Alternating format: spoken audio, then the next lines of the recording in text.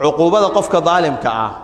أحيانا وحي يقول إيمانا يسا أصغر نول أيو السلع لمن هي مر مالكي سي جليسة مر عافماتكي سي جليسة مصائب كلا دوان باكون عايز أحد المشايخ باوحو كشيكي قصة عجيب أهيد قصة داسي وحي أهيد هويني بعد لبطي habeen kasta nin ay qaraabo yihiin oo akhyaar aha oo culimo aha baa ruuyo ku arka qabrigeedii oo gubanahayo hoolac ka shidan yahay ayaa waxa ka dhaxyeeraya ayadii oo holcaysa oranaysa alxaliib alxaliib alxaliib eragaas ku dhawaaqaysa iska cawdu billaystaan ninkaani faruhu ka qaad dhowr sano markay ka soo wareegtay ruuyadii habba ay ku soo laalaabanayso ayaa ninkii wuxuu go'aansaday arrintan inuu baaro oo ay leedahay haweentan gubanayso qabriga ku gubanaysa oo ruuyada ku arkahayo alxaliib alxaliib caanaha ku haysa qaraabadii buu u yimid dadkeedii wareystay gurigii buu yimid qisadan waxa la yiri hadaa saa soo aragtay waa macruuf haweentan waxay haysay ilmo ay dhashay iyo ilmo ninkeedu dhalay oo ayadu aysan dhalin oo saqiir ah bay haysay biilka loogu dhiibaa caanaha markay keento ilmaha aysan dhalinna koobka barkiis bay biyo ugu dartaa waa u baraxdaa kuwa ay dhashayna biyo uga darto ayagoo aan biyo lahayn bay siisaa macruuf bay ahayd in ilmaha saqiirka ah oo mas'uulka ay ka tahay oo biilka loogu wada dhibay qaarna caanaha ay biyo ugu darto qaarna waxa weeyaan ay ka daysa biyaha macruuf bay ku ahayd ereyga marka aad arkaysa alxaliib alxaliib anagu intaan ka ognahay xogtiisu intaas weey walaalayaal waxaan ogsoonahay dadkii dhaalimiinta ahaa oo wadankan halaagay maanta xagee ku dambeeyay dadkii boqolaal dilay oo kumanaan dilay oo maalin magac lahaa oo halaaga sameeyay oo intaas oo abriyaa ah oo waxay galeen la arag dhulka ka hoos mariyay oo maalin magac lahaa oo waxa weeyaan saas aan loo agmari karin maanta xagee ku dambeeyay waxa laga yaabaa taariikh nololeedkoodu marka la fiirsho hal mid oo sharaf iyo qiimo ku dhintay inuu sajir kulligood ay ku baaba'een dulli iyo halaag iyo khaatimo xumo ay ku dhintay aawo kuwii dadka xoolahooda cunay oo dabaqyada ka dhisay oo laaluushka qaatay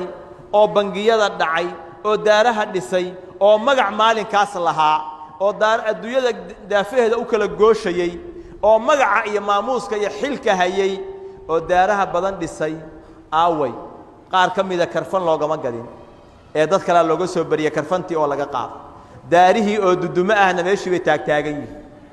ilaa yawmina haadana dhulmigi ayaa la sii laba jibaaraya oo sii socda aawa dadkii ku dhaaranaya dhaarta beenta oo oranaya waxaan ku dhaartay igu wallaahi oo igu billaahi oo igu tallaahiya inaan daacad u noqonahayo dalka iyo dadka iyo diinta sidaas ku dhaaranahay oo xoolaha ku cunahay oo laaluushka ku bixinahay asaga og inuu been sheegahay markuu kitaabka Ilaahay ku dhaaranayo asaga laftigiisa og waayo laaluush buu ku yimid rishwa ayuu ku yimid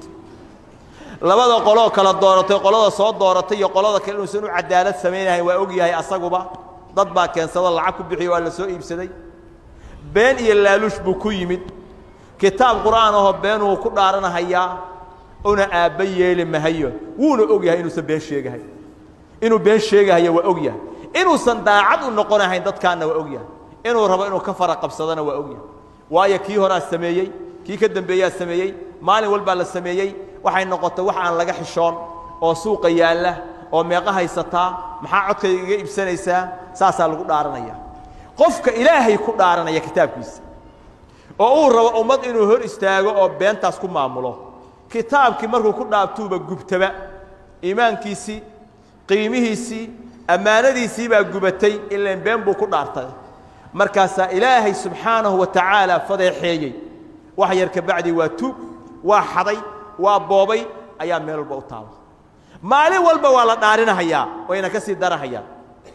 waxaan leenahay haddaad been sheegaysaa oo Ilaahay inna ka xishoonahay oo tuuga aad noqonaysaan oo ummadda akhriyaanaysaan war kitaabka beenta iska daay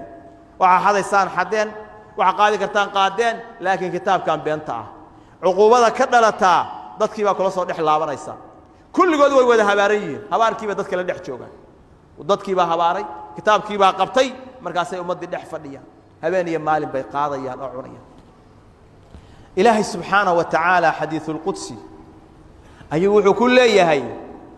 maa carafa cadamatii man xalafa bii kaadiban aw kamaa qaal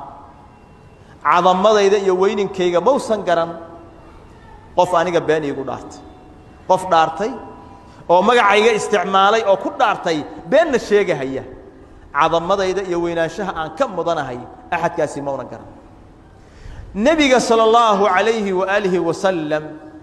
wuxuu yidhi man kaanat lahu madlamaة liأxad min cirdihi aw shay falyataxalalhu minhu اlyowm qabla an laa yakuuna dinaaru walaa dirham qofkii qof dulmiyey oo dulmi ka galay ama xoolihiisa ama cirdigiisa ama dhiiggiisa ka galay